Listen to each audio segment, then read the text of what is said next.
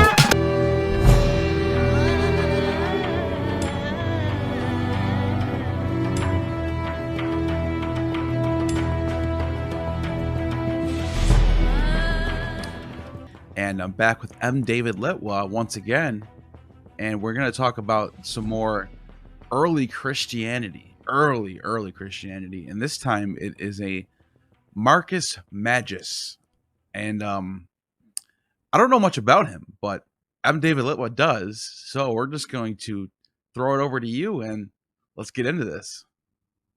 Okay, great, Neil. Great to see you, and it's great to be here. So Marcus is he's part of the series of Found Christianities. I'm just going to give you a teaser, and then you can go grab the book for all the details. And trust me, there's a lot we can talk about Marcus. He's very, very, very exciting, and I'm excited to talk about him today. By the way, real quick before you start, is there a deal that people will get if they join the Patreon as far as the book's concerned?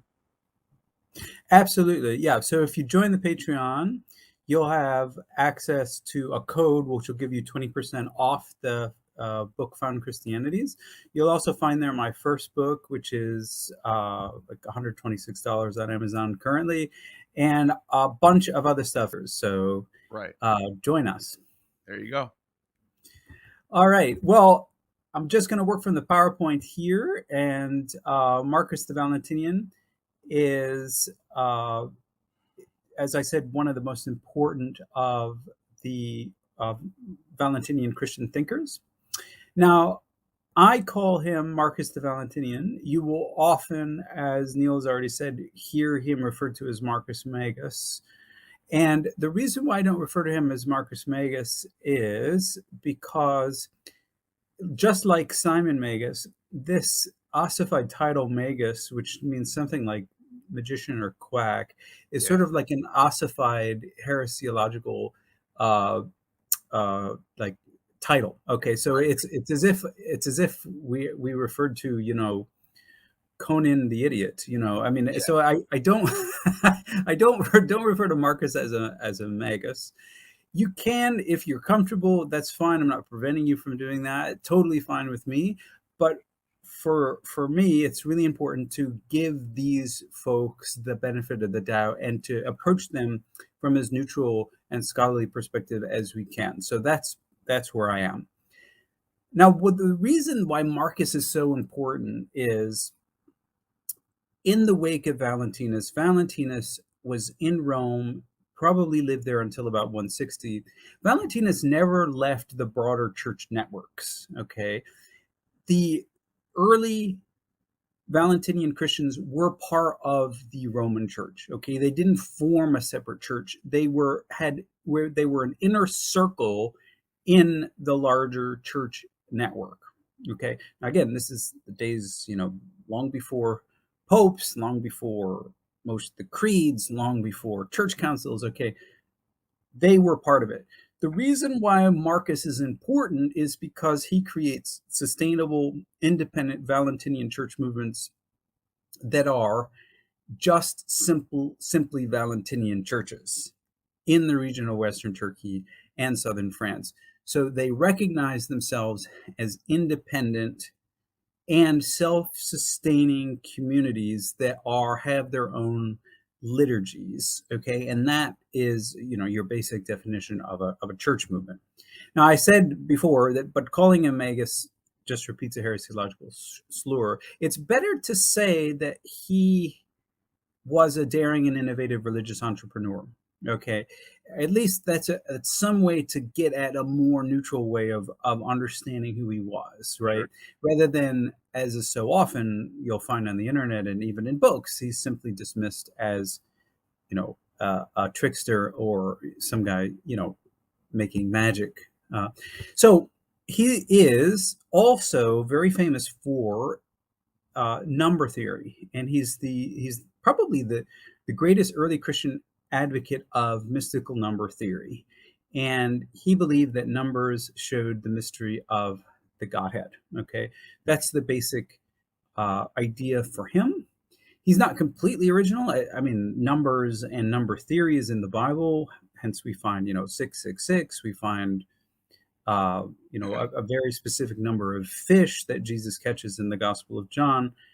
Numbers are important in the Bible, but Marcus takes it to a whole new level. Wow. Here is a basic sort of mathematical model for how he conceives of the Godhead. And I know that I'm throwing a lot of information at you, and feel free to ask questions and comment, and we'll go to town on this.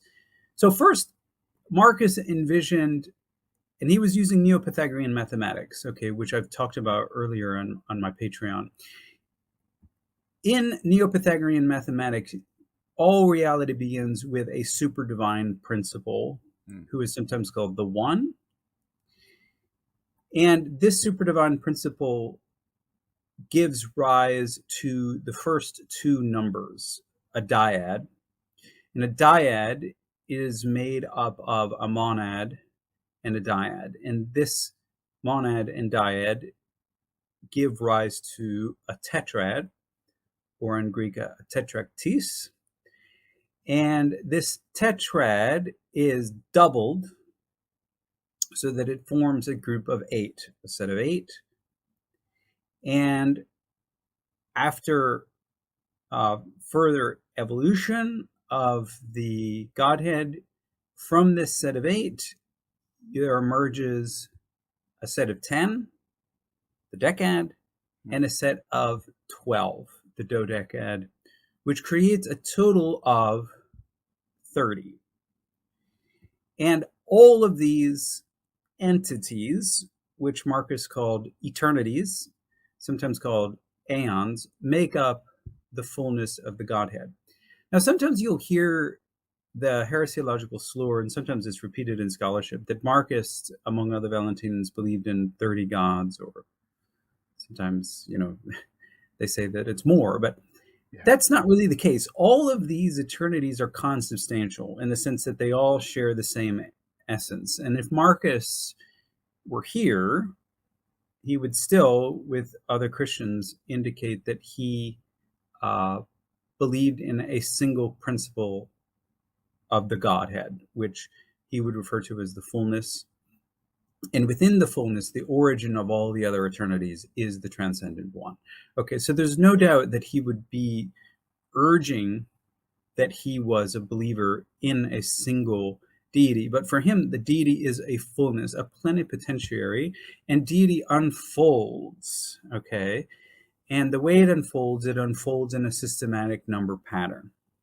All right, so one of Marcus's goals is he takes biblical material and he looks very closely at the numbers of that material, and he tries to basically understand the principles of the Godhead from the biblical numbers. Now, in the Middle Ages, okay, this practice was sometimes referred to as gematria. It actually comes from the Greek word for geometry, but Wow. this practice in Marcus's day wasn't called gematria. Um, it was called Pasephi or Isa Pasephi. That is, he's looking at the number values of certain names. So, to give the most familiar example, in the book of Revelation, the Antichrist is given the number value of 666, and the author says, okay, his number value is 666. Go and find out what his name is. And the way you would do that is in the Greek alphabet, the letters of the alphabet also stood for numbers. So you simply add up the letters in the name, okay, like Neil, N would be some value, E would be some value, A would be some value. It's actually one. L would be some value. And you add up all the letters, and bada bing, bada boom, you've got the number value of the name. Okay, now we can't do that anymore. But Marcus could definitely do this in Greek, and he had all sorts of fun. But and there's a lot more to say to that. One of the interesting things about Marcus also is that Marcus believed, and we're not sure if Valentinus believed this, but Marcus definitely believed that every human has a divine double, an angel, is what he called it, which he also believed was a spiritual husband. And this is our true self, okay? And the way that we are saved is through union with this angel, okay? And what happened at Jesus' baptism, said Marcus, was that these angels, who are our true selves, descended on Jesus and they became Jesus' spiritual body, okay? Now, this is why when believers see Jesus and this explains why they're drawn to Jesus, because they see in him their own divine double, okay, who will complete them. And what's interesting about this is it's in a sense sort of like a Disney version of marriage. He believes that we are incomplete until we're married, and then when we're married, we all are happily ever after. But our marriage is with an angel, and our bridal chamber is the fullness of the Godhead. Okay, so another way of saying this is that salvation and Christian salvation is spiritual union with one's true self, the angel, which allows one to enter into the fullness of the Godhead. We are incomplete. And another interesting way of thinking about this is the soul, every human soul, is female. And according to Marcus, because of course the Greek word for soul, psyche, is female, and we need to be completed by the male angel. So we're all female, and we need to be completed by the male angel. And once we are united with that male angel, then we're ready to enter into the fullness of the Godhead. Okay. Wow. I know this is a lot. Stick with me. That's fascinating, though. It's fascinating. What most people like about Marcus is his ritual practice. And this is what most of the heresiologists focus on. They make fun of his number theory, but they also make fun of his rendition of the Eucharist. One of the interesting things about Marcus, too, though, is that he had two baptisms. Okay, so he believed in the first baptism just as any other Christians would. It's a baptism for the forgiveness of sins. But he also supported a second baptism for what he called perfection. And it seems this second baptism was important for unifying with your angel, okay, attaining completeness or perfection, okay. In Marcus's Eucharist, he had a Eucharist, or if you prefer, a Lord's Supper ritual. He didn't have one single chalice. He actually had several chalices, and it seems like he would have several members of the congregation stand up in the front of the service and hold several cups, 2, 3, possibly more, and that he would allow them to pour their chalice of wine into his big chalice, Wow. and then they would sort of watch it overflow, because in Marcus's ritual, just like in the Catholic Eucharist today, the wine does actually, quite literally, turn into the blood of Jesus. For Marcus, it was the blood of wisdom. Okay, So it's the blood of Sophia. It would be the sanguine Sophia, right? exactly. It's the blood of wisdom, who is, in a sense, the errant creator of this world, or she gives birth to the creator of this world. Right. But what happens also when you take the blood of wisdom is that this blood enables you to prophesy. That is, Wow. to speak with foreknowledge, possibly also to speak in tongues. It's not really absolutely clear what's going on. But what's really interesting and what really draws people to this practice is Marcus had both men and women officiate. Okay, so he would invite a man or a woman. Now, the heresiologists focused solely on the women Right. because they want to depict Marcus as a philanderer, but it's both men and women. He brings them up to the front of the room. He gives them a chalice. They drink from it first. It's the blood of wisdom. Marcus then commands them to prophesy. And it's them who gives the message, sort of like the sermon, but it's an inspired sermon, right? It's Do, something that's given to them by wisdom herself. do you know Okay. what? Do you know what's in the chalice? Is it wine or is it like some concoction? Is there a hallucinogen, or do you know anything about that or no? Well, this is the fun part because Okay. it's definitely some kind of wine, but the refutator, that is the author of the Refutation of All Heresies, claims that Marcus also had a drug that he put into it. Now, this drug wasn't a hallucinogen, but it made the wine have an effervescent quality, and it also made the wine change color. Wow. Okay, so again, we can't actually verify that. Um, it's not outside the range of possibility, it, but possibly. The thing is, this data about the drug in the wine is only given to us by one source. That's the Right. refutator. So we need to take everything critically and Right. read it with a grain of salt. But the most important thing about Marcus is that women have this central role as Right. speakers in church. And this is why it's so misleading for people to read, books like Second Timothy, where Paul, who's not really Paul, but a forger, says that I don't allow women to speak in church. They must be silent. Well, clearly at this time, at least some women were not. And believe Right. me, that bothered the heresiologists who were at that very point developing a church government which excluded women. So Marcus is a huge threat. And they accuse Marcus of having sexual relations with these women. They don't have any data. The one thing that they have is one woman who was wife of a deacon somewhere in Asia Minor, which is Western Turkey, left her husband and followed Marcus as his disciple. Now, she never claimed to have actual sex with Marcus, nor can the heresiologists prove that.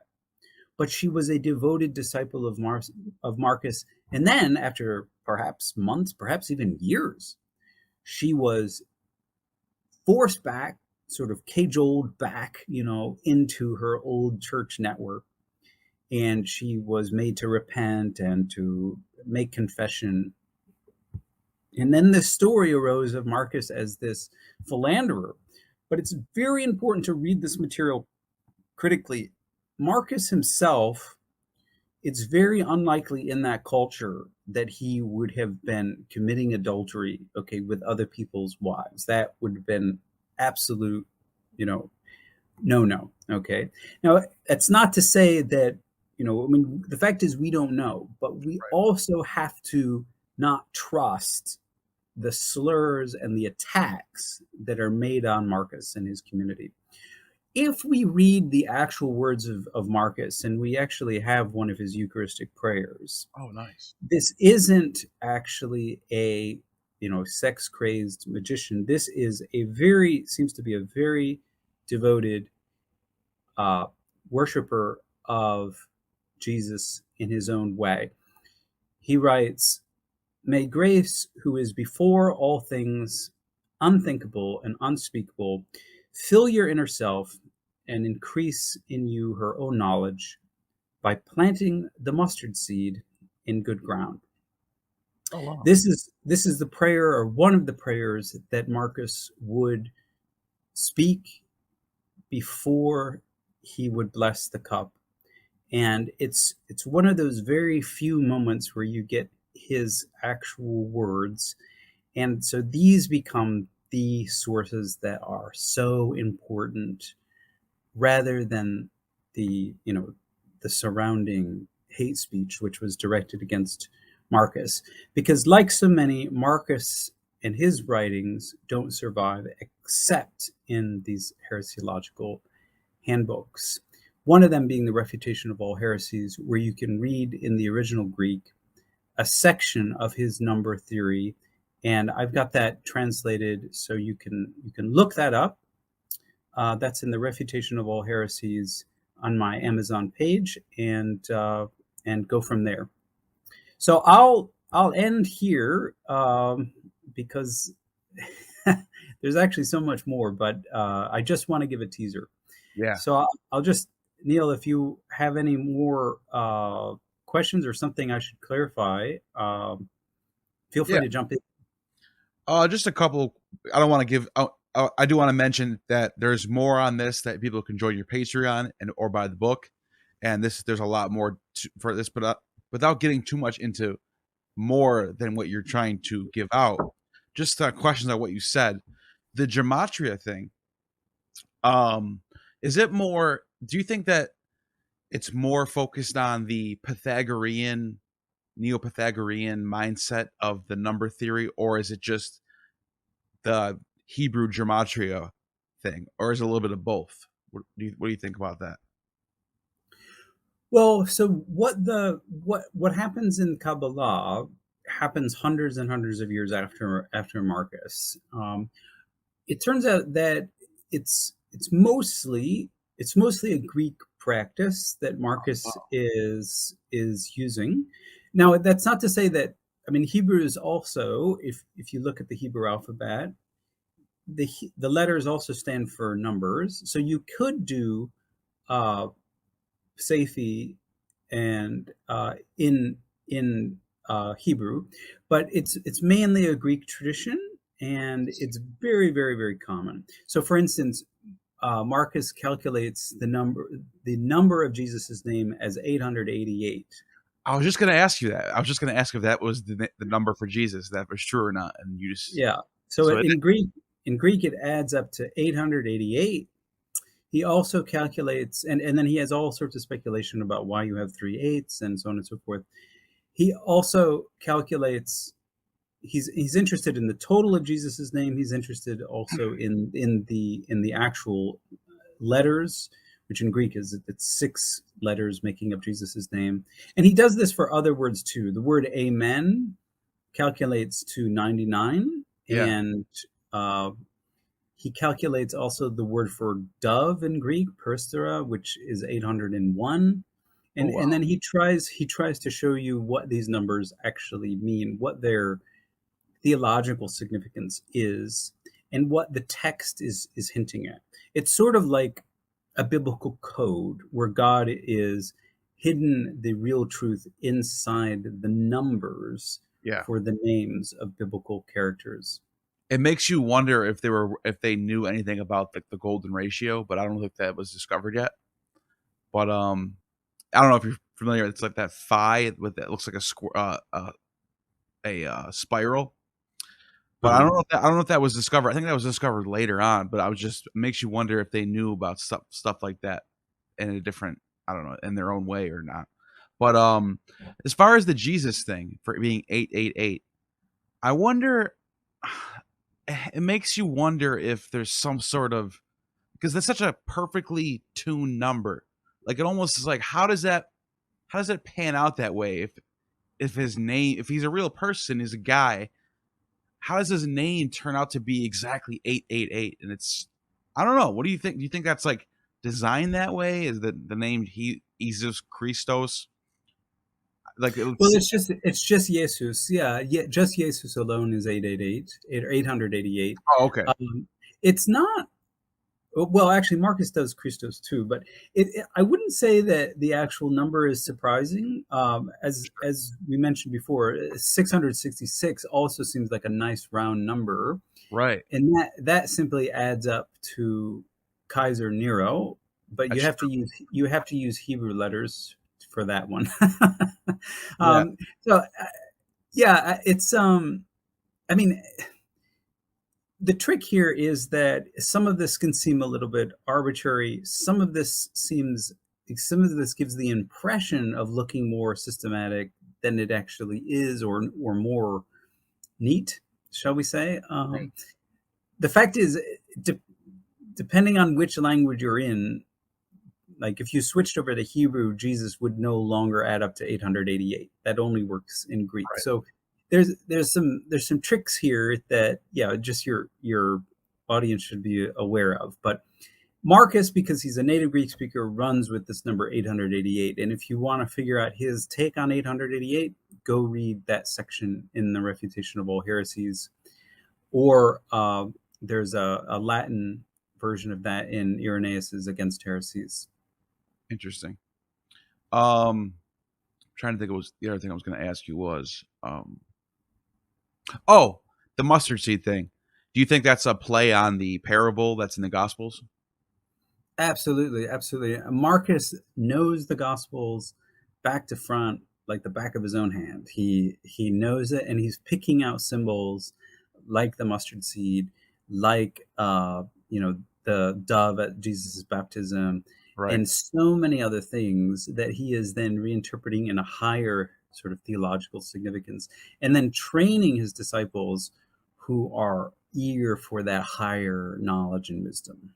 Yeah, Exactly. and I think that points out that how these are real Christians who are gospel reading Christians. They're not just heretics that disregard the Gospels. They're reading the Gospels. They like the Gospels. They like Jesus. They believe in him and this message. It's not just heretical like people say. If that makes sense. But Absolutely. Yeah. Marcus would say he's just getting this stuff from the Bible. and Absolutely. it seems like the only difference is the salvation aspect, where it's almost like Marcus wants you to do what Jesus did rather than just believing in Jesus itself. The salvation comes from doing what Jesus did, finding your heavenly self. And I don't know how that works in the first baptism or the second baptism. That I found pretty fascinating, how there's two baptisms. But it's to me, it seems like that's the big difference, is the salvation comes from you being like Jesus and finding your heavenly self rather than just believing in Jesus and having Jesus do all the work for you. Yeah, yeah, you could put it that way. There's definitely, because Jesus is essentially a spiritual being, and so you follow his pattern of salvation, and you suffer in your body, but eventually you give up that physical aspect of yourself and rise as a spirit, as a being of soul. And then even your soul is purified down to the level of spirit. And that's when you marry your angel and enter into the fullness. And Jesus models that, because Jesus is like the ultimate male angel and his wife is wisdom. So that's his partner. Oh wow. And so yes, the pattern of salvation is a pattern of imitation, like it often is in Christian thought. That is awesome. And like I said before, join the Patreon and you get a deal on the book, and you can find out more about this. There's a lot more to be said, and you have just attained true gnosis.